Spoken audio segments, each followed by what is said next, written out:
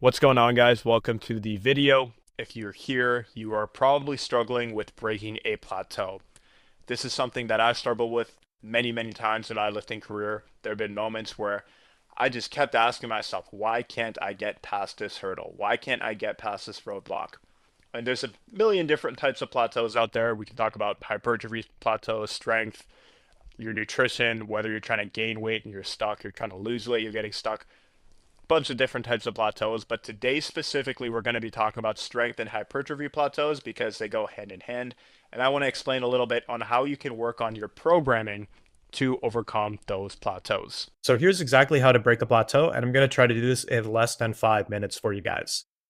So the first and foremost important thing when understanding how to get past a plateau is understanding progression schemes and having the correct expectations when it comes to your own progress in the gym.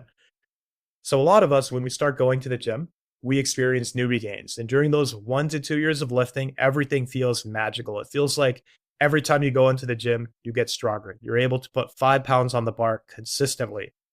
And this is because when you're a newbie, going to the gym and lifting weights is such a foreign stimulus to your body that your body makes these extremely fast adaptations. You're able to put on muscle extremely quickly. You're able to grow at an extremely fast rate. Nutrition partitioning is a lot better when you're in that newbie gains phase because a lot of the protein you consume is going towards the muscle building process.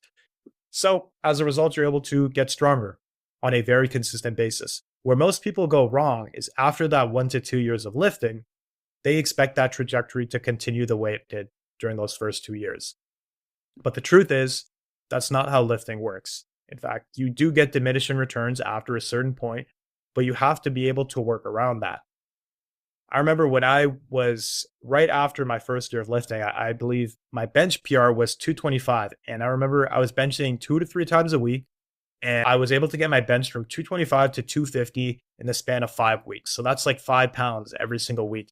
And I was on a high from that. But after I hit 250 pounds, my bench stagnated for 3, 4 months. There were 3 to 4 months where I didn't add a single pound on my bench press. And it honestly discouraged me. And the reason I wasn't able to progress for so long was because I kept expecting my progress to continue the way it was before.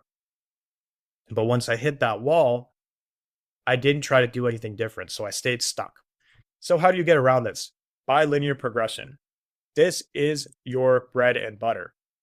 What is bilinear progression? It is increasing your reps before you increase your weight. So, you have a target rep range. I like the 6 to 10 rep range.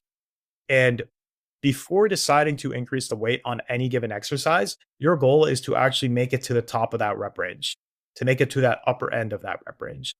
So let's say you're benching and week one, you hit 3 sets of 6 for 135 pounds.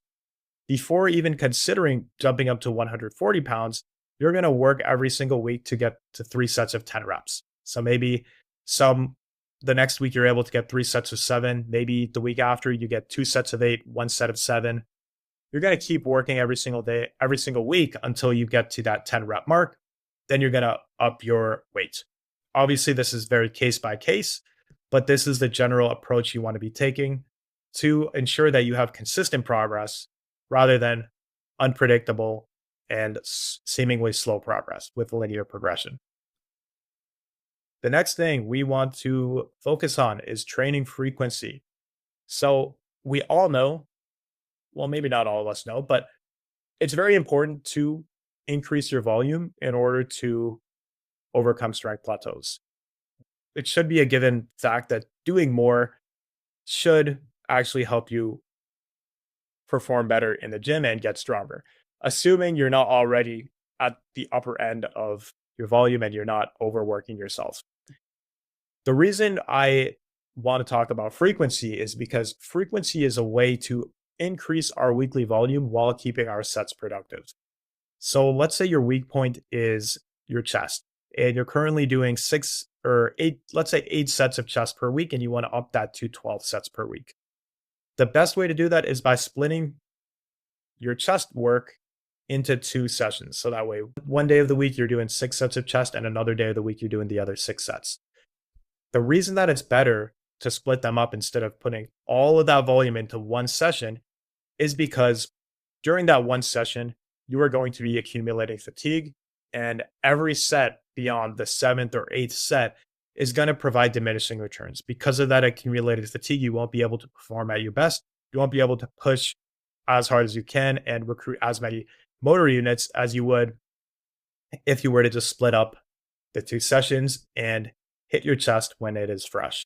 So, if you have a lagging muscle group or a specific movement that you want to get stronger on, the best way to increase your total volume is by adding frequency and training that muscle more frequently.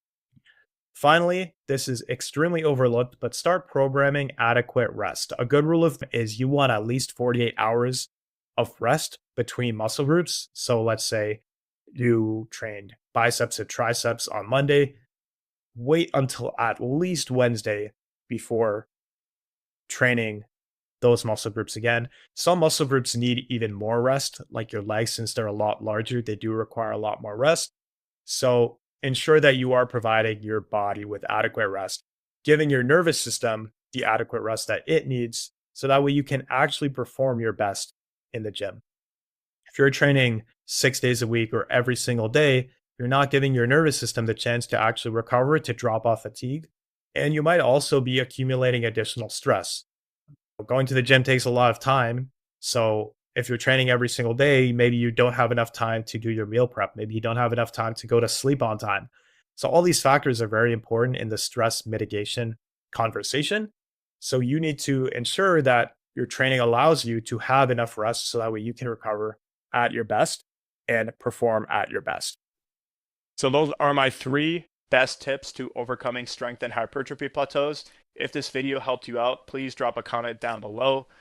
The sooner you can implement these, the sooner you can train harder, the sooner you can recover better, the sooner you can program your training smarter. So let me know if you guys have any questions in the comments down below.